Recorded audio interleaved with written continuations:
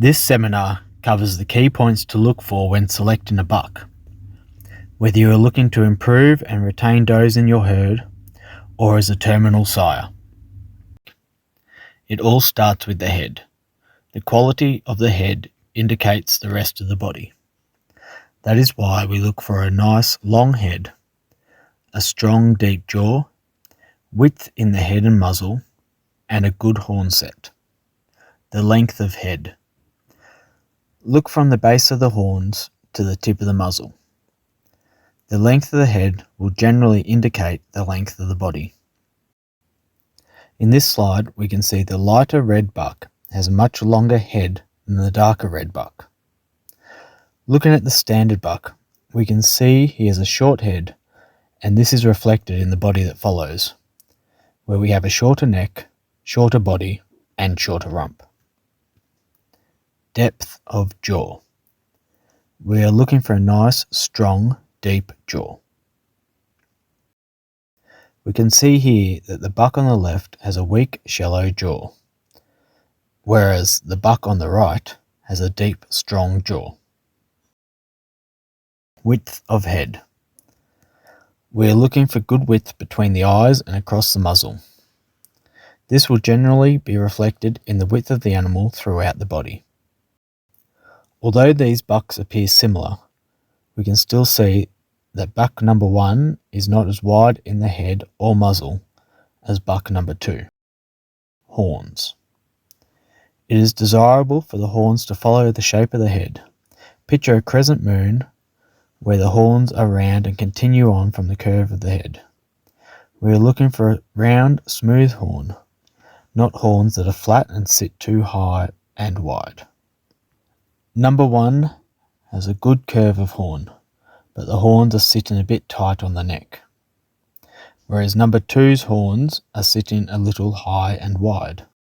The younger buck in number 3 is showing good width between the horns. Number 4's horns could be a little wider at the base and are tending to be a bit flat in shape. Bucks 1 and 2 are showing a good front-on horn profile. The horns flow backwards nicely with good width.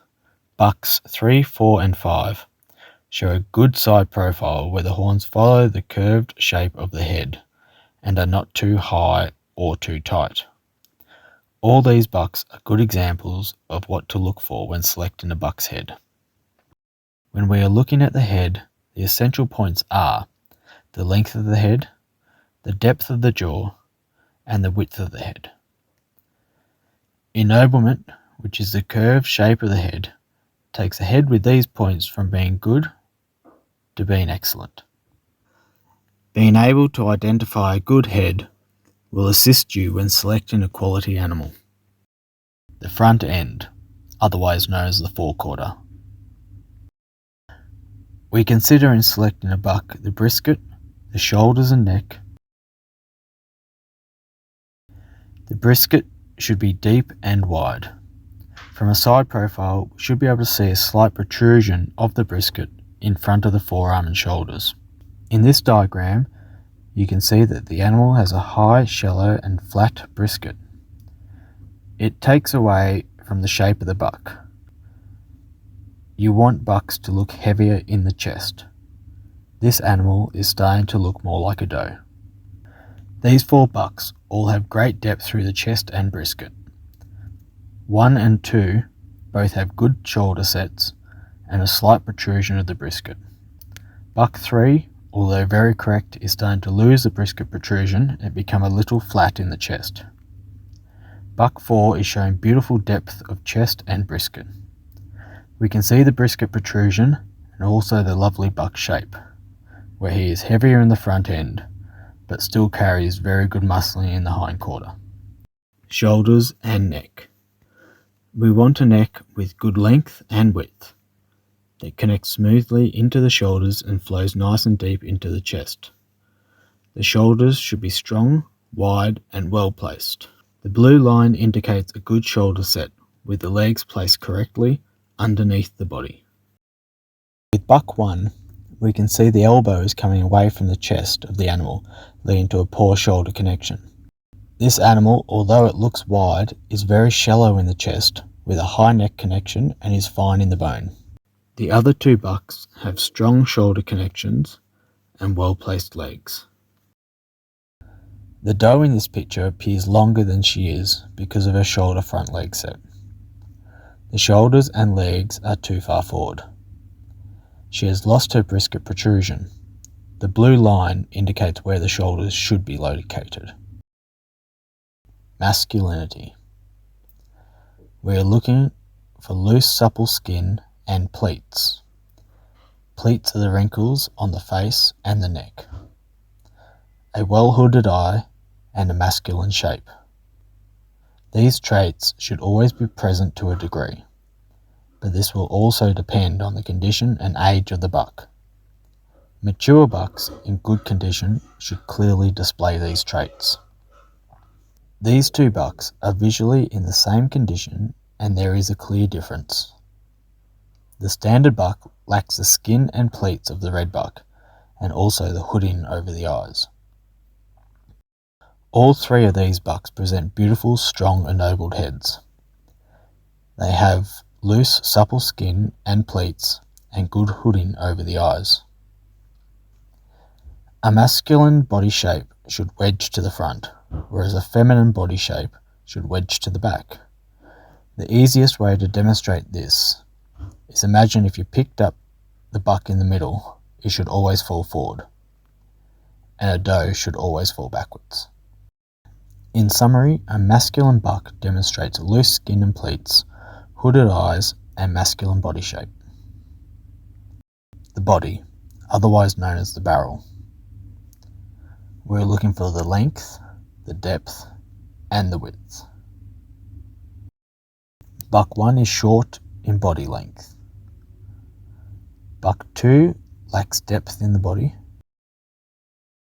Buck 3 has a poor top line, is shallow in the chest, and is wedging the wrong way for a buck. Buck 4 has the best length of all these bucks, but is lacking depth and is weak in the top line. Goats are browsers, not grazers. It is important to allow movement in the shoulders and top line to a degree for functional purposes. This buck's top line is ideal. It is not flat nor weak. This buck also has sufficient body width showing throughout the body. In summary, we are looking for bucks with good body length, good depth, and good width. The back end. For more details on the back end, please watch our video focusing on the back end featured on our Youlden Valley and Valley Boars YouTube channels. In summary, we are looking for a well-muscled back end with good length, width, and depth of muscle, as well as well-fleshed inner and outer thighs. In summary, the key areas to selecting a buck that have been covered in this video are the head, the forequarter, masculinity, the body, and the back end. Buck selection matters. We recommend to get the best buck possible for your budget. Bucks can maximize your financial return and have a significant impact, whether you're improving your breeding herd or using them as a terminal sire. We often see people selecting bucks with the same problems and traits that they already have in their herd. Don't get caught in this trap, as this can limit your herd and impact financial returns. Ask for different viewpoints and consider the strengths and weaknesses of the buck you are selecting. Don't underestimate the importance of using a safe buck. Safe bucks tend to be correct and are of good standard and do not have extreme traits, which can give you a good foundation, help fix problems in the herd, and give good financial return without inviting other issues. Remember, big is not best. The breed standard refers to an ideal goat being an animal that is moderate in size.